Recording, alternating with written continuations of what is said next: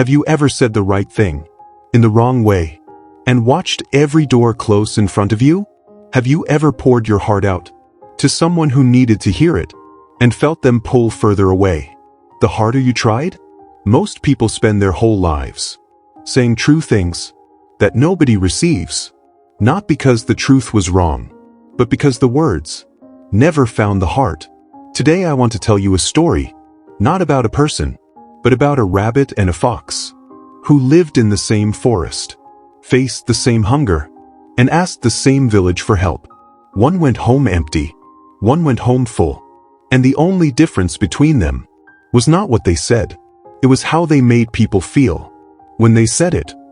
Stay with me until the end of this story, because what the fox discovered in that village is something most people spend an entire lifetime never learning, and once you see it, you will never speak the same way again. Deep in the heart of an ancient forest, where the trees grew so tall, their tops disappeared into cloud, there lived two creatures who could not have been more different. The rabbit's name was Boro, small, quick, anxious, with large brown eyes that darted left and right, as though the world was always about to do something unexpected.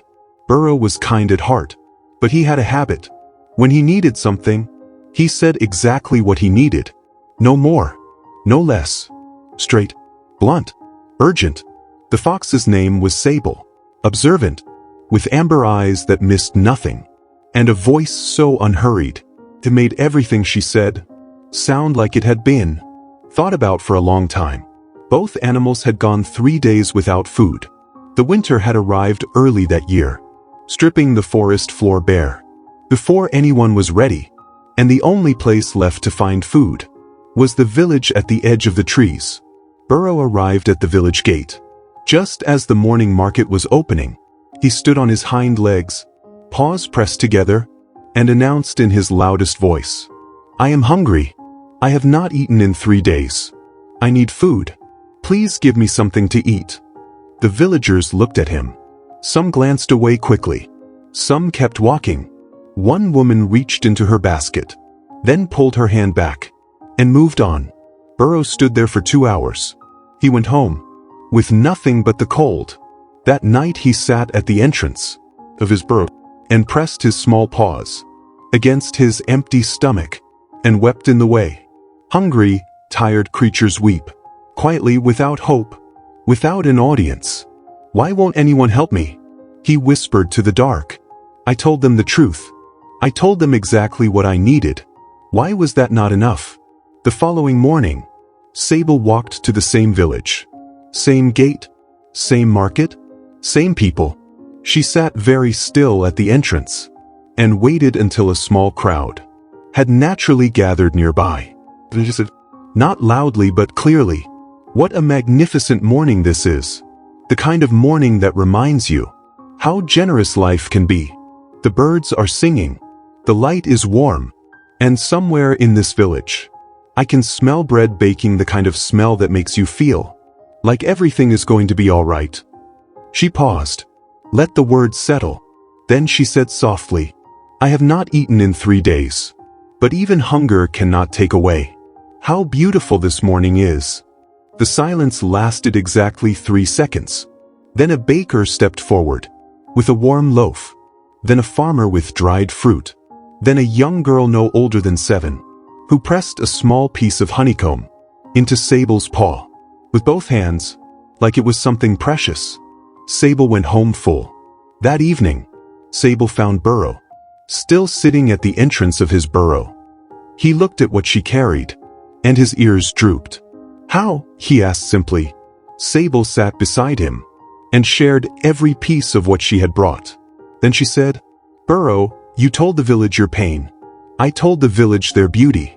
You made them feel your burden. I made them feel their own capacity to give. Nobody gives from guilt, my friend. People give from feeling.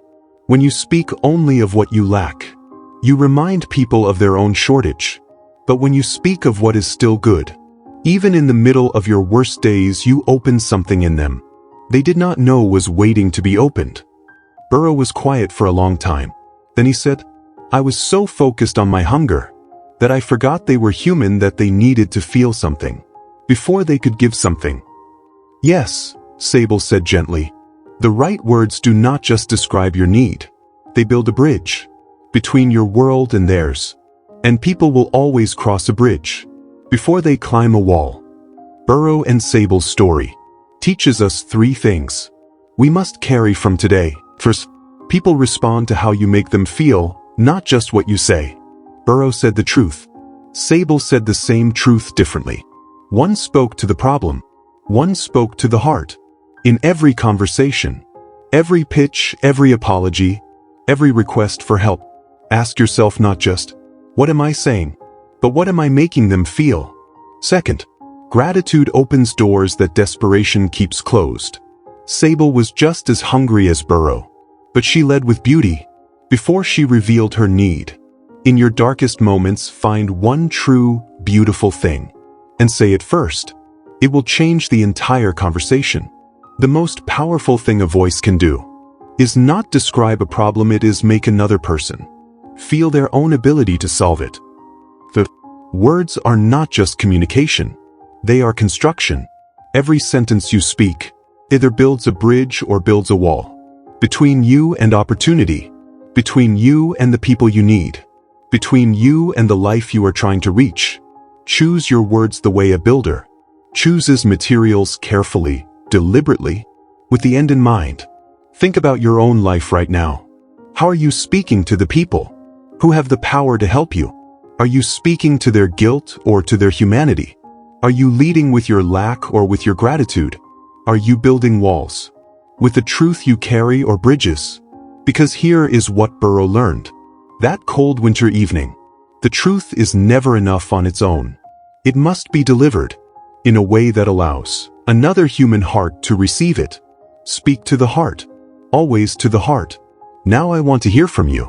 Has there ever been a moment when changing the way you said something completely changed the outcome? Tell me in the comments. Your story might teach someone else how to finally be heard. If this story moved you, please like and share this video. And subscribe to Story by Aribs for stories that don't just inspire you. They change the way you see everything. Until next time, choose your words carefully, speak to every heart you meet, and keep moving forward in life.